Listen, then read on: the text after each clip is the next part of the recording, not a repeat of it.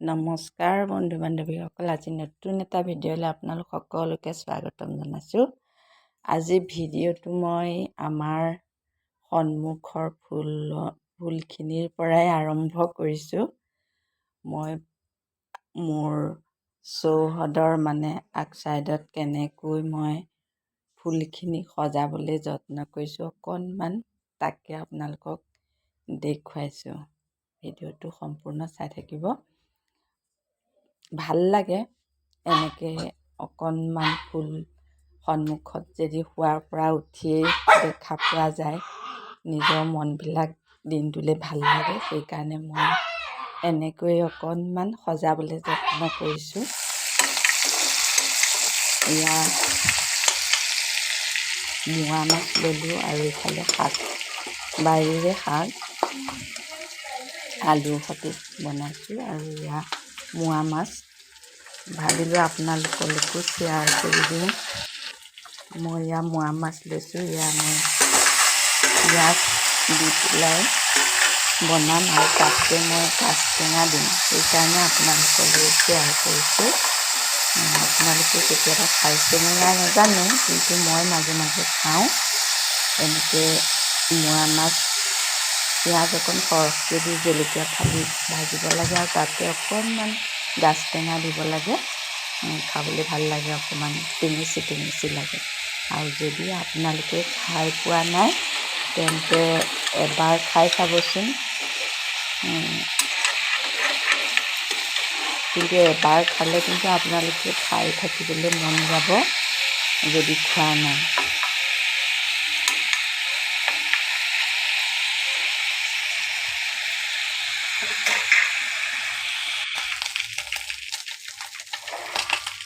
গাজ টেঙাখিনি মাছখিনি হৈছে আৰু ভাজি, তেনেকুৱা সময়তে গাজ টেঙাটো দিব লাগে। গাজ টেঙা সেইটো কথা অকণ লক্ষ্য কৰিব লাগে আৰু কেঁচাতে দিব নালাগে। মাছখিনি যেতিয়া কেঁচা হৈ থাকে তেতিয়াই গাজ টেঙা দিব নালাগে।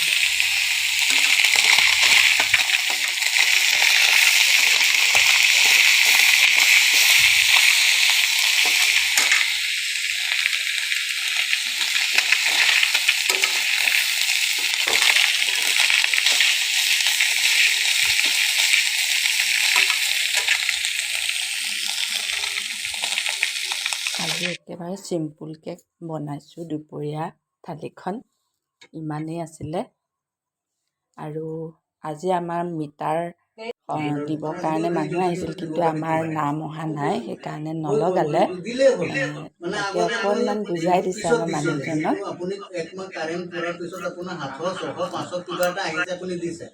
এতিয়া আপুনি যেতিয়া প্ৰিপেইড হৈ যাব তেতিয়াৰ পৰা আপুনি বিলটো আগতীয়াকৈ পে'মেণ্ট কৰিব লাগে। মানে পে'মেণ্ট কৰিব লাগিব। আপোনাৰ লাইনটো কাট খাই নাযায়, মাইনাছত চলি থাকে। আপুনি 500 টকা ভৰালে যিমান দিন গ'লে তাৰপিছত মাইনাছত গৈ থাকিব। আপুনি যেতিয়া ভৰাব মাইনাছত চলিব পাৰে। আপুনি বেছিকৈ ভৰালে এইটো গাঁৱত আৰু আপোনাৰ মিটাৰ ৰিডিং কাৰ্ড চিষ্টেম নহয় কাৰ্ড চিষ্টেম। আমাৰ নাতি ছোৱালীজনীয়ে টিচাৰ ডে দিনাখন অভিনয় কৰিছিল, তাকে অকণমান আপোনালোকলৈ ক্লিপটো দি দিছোঁ। তাই মোক চাবৰ কাৰণে দিছিলে মোবাইলত, বোলে আইতা চাবাচোন কেনেকুৱা হৈছে। এয়া আপোনালোকলৈকো দি দিছোঁ, কেনেকুৱা হৈছে কমেণ্টত জনাবচোন। আৰু ছোৱালীজনীৰ কাৰণে, নাতি ছোৱালীজনী আৰু তেওঁলোকৰ ষ্টুডেণ্ট এটাই কেইগৰাকীৰ কাৰণে এটা লাইক কৰি দিব আৰু শ্বেয়াৰ কৰি দিব।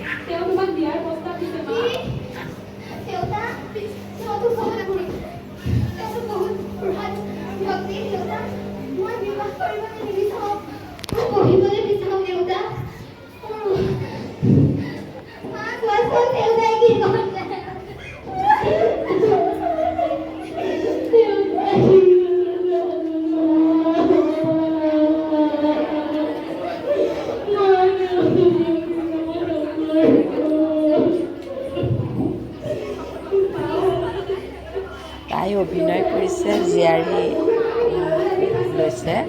তেওঁ সাধাৰণ ছোৱালী আৰু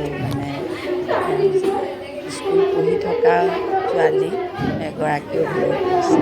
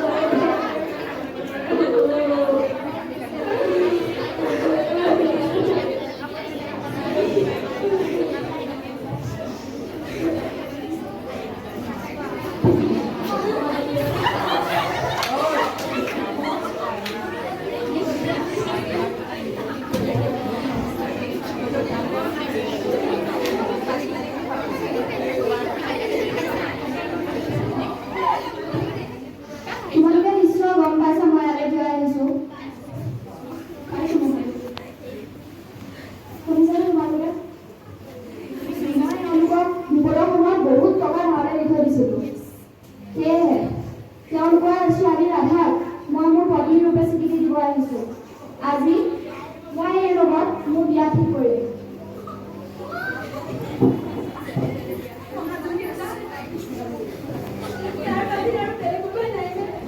আমি আপোনাক কথা সোনকালে ঘূৰাই দিম। আপুনি কিবা এটা কৰক মহাজ্যোতি কথা। তাই এতিয়া পঢ়া কৰক। আপুনি আপোনাৰ সিদ্ধান্ত সলনি কৰক।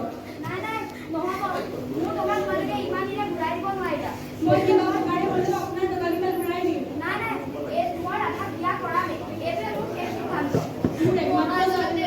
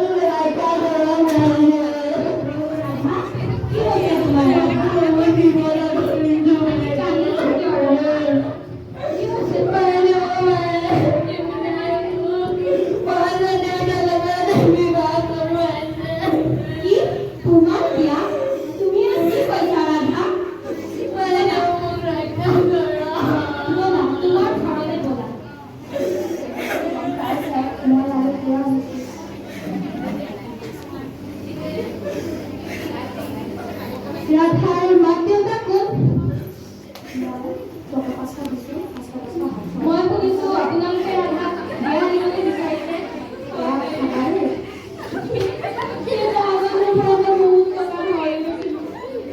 আৰু সেই টকা পৰিশোধ কৰিবলৈ মই সক্ষম নহয়। তাৰ বিনিময়ত মোৰ একমাত্ৰ ছোৱালীজনীক বিয়া পাতিব খুজিছে। বাইদেউ আপুনি কিবা এটা কৰক। আপোনালোকে চিন্তা নকৰিব। আপুনি কি লাজ পোৱা নাই? ইমান বৃদ্ধ মানুহজন হয়, ইমান সৰু ছোৱালীজনীক আপুনি বিয়া পাতিব খুজিছে। তুমি কোন? তুমি জানা মই কিয় বিয়া কৰাব খুজিছো? কিয় বিয়া পাতিব খুজিছে আপুনি তেওঁক? এই মানুহঘৰৰ চব বিপদৰ সময়ত কিমান পইচা দি পেলাই মোৰ এতিয়ালৈকে মোক ধাৰ ঘূৰাব পৰা নাই। তেওঁলোকক মই বিপদৰ সময়ত সহায় কৰিলো। এতিয়া তেওঁৰ নিজৰ পুত্ৰী তাইৰ নিজৰ কৰ্তব্য নিজে পালন কৰাৰ সময়। এতিয়া তাই মোলৈ বিয়া হৈ সেই কৰ্তব্য পালন কৰিব। কিন্তু এইটো আপোনাৰ উচিত সিদ্ধান্ত নহয়। মই এই বিয়া কেতিয়াও হ'বলৈ নিদিওঁ। প্ৰয়োজন হ'লে মই আইনৰ সহায় ল'ম, তথাপিতো এতিয়া মই হ'বলৈ নিদিওঁ। কি কৰিবা তুমি? চাব নেকি আপুনি মই কি কৰিম? ৰ'ব। হেল্ল', হয় সদৰ থানা। হয় মই জাগিয়ালৰ পৰা কৈছিলোঁ। ইয়াত এখন বাল্য বিবাহৰ আয়োজন কৰা হৈছে। আপোনালোক অতি শীঘ্ৰে ইয়ালৈ আহক। হয় হয় ধন্যবাদ। আৰু আপোনালোকে কি এইবিলাক সন্মতি জনাবলৈ আহিছে? আপোনালোকৰ কি লাজ লগা নাই? আপোনালোকৰ কি নিজৰ সন্তান নাই নেকি? আমাৰো সন্তান আছে। এই মহাজন দেউতাই আমাক 5 সন্তান